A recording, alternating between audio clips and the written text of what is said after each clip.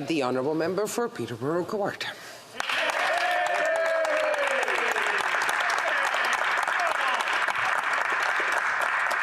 Thank you, Madam Speaker. Well, what a moment. What an experience to stand here in the House of Commons. Thank you to my constituents of Peterborough-Kawartha. I'm here because of your support. I'm here because you believed in me. I promise to do my best and do what I learned growing up in Douro, Ontario, work hard.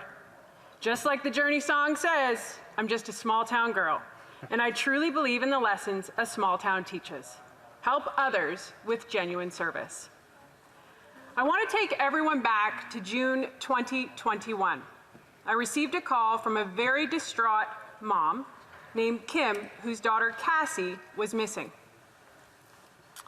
Cassie suffered from schizophrenia, and Kim felt the media was not giving her disappearance the attention it deserved because she was a person who lived on the street. Kim did an interview with me on my social media, pleading with people to get Cassie home.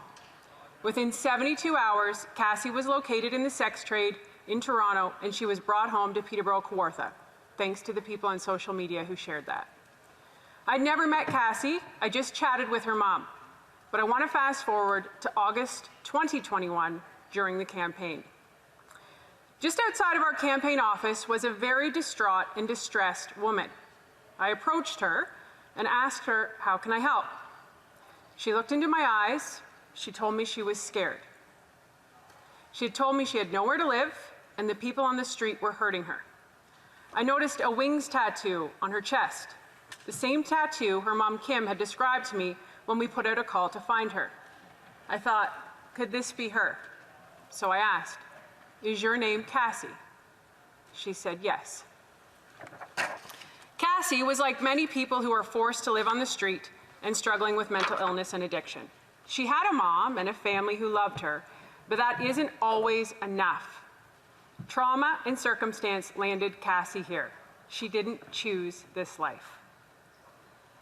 I also want to point out that I am splitting my time with the member of Miramichi Grand Lake. Cassie didn't choose this life. I didn't see Cassie every day, but when I did, she was distraught, exhausted, hungry, and afraid. She didn't have a home, and she didn't have the intervention to help get her the treatment she needed.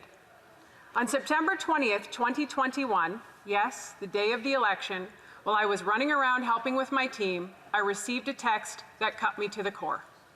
The text was from Cassie's mom, and it read, "Cassie is dead." She was the body behind the music store. Family has still to be notified, so I don't think they've released the name to the media. I was absolutely shattered. I was gutted emotionally and heartbroken. I felt I'd personally failed Cassie.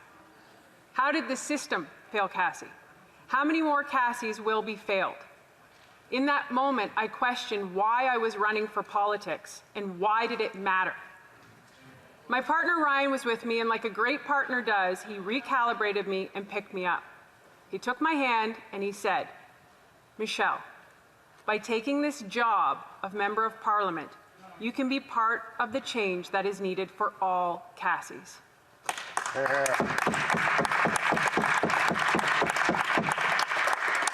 I applied for this job because I know we can do better. We need to change how we talk about mental health.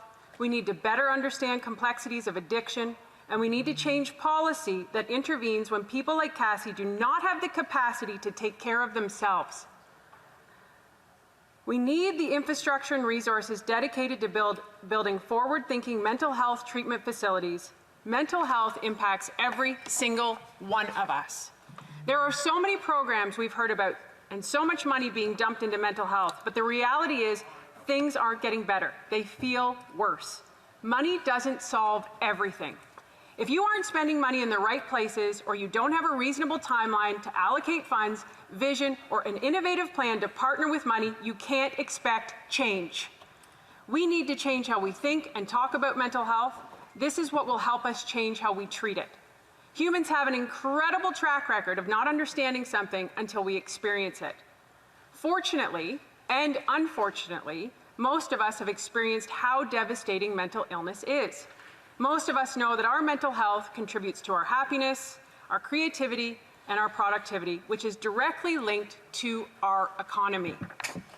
Our economic crisis is a mental health crisis. How can we expect people who cannot afford food or a home to get out of the poverty cycle?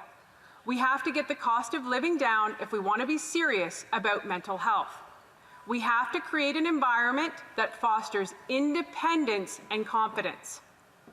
I was appointed as Shadow Minister of Tourism, and I know firsthand how much this industry is suffering.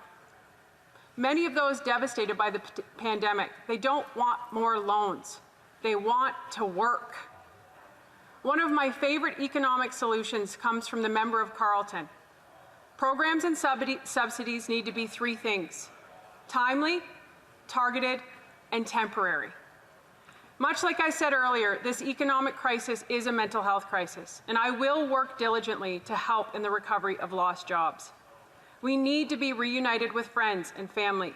We need each other more than ever, and we need to acknowledge and respect public health guidelines, but we also need to be more prepared to deal with what is our new normal. We need to transition to learn to live with COVID. Hear, hear. This pandemic has magnified the opioid crisis. My riding of Peterborough-Kawartha has one of the highest rates of opioid deaths in the country. We have the second highest overdose rate in the province of Ontario. We have people dying in the streets and people dying in their homes. I myself have lost friends and family to overdoses and suicide. As I stand here today, I want to leave this message for myself and for all of the people of my riding of Peterborough-Kawartha. We can't give up. We can't stop. We must work every day to learn what works, but more importantly, what doesn't work.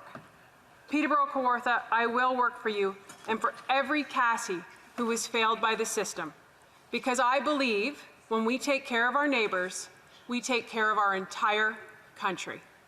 Don't stop believing.